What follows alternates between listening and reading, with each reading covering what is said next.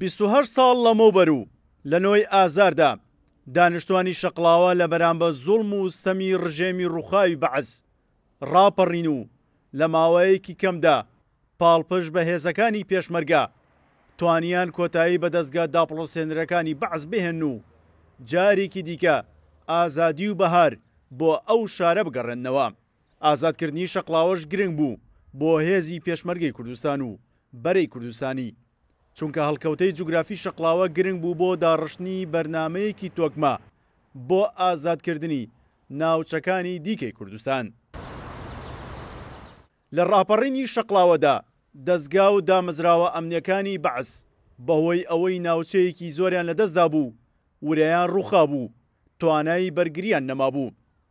هەر بۆیە دانیشتوانی ناوچەکە بە هاوکاری هێزی پێشمەرگەی کوردستان توانیان لە چەند سەعاتێکدا ڕوبەڕووی دەستگا ئەمنیەکان ببنەوە و شەقڵاوەش هاوشێوەی ناوچەکانی تری هەرێم لە دەستی بەعەز ڕزگار بکەن.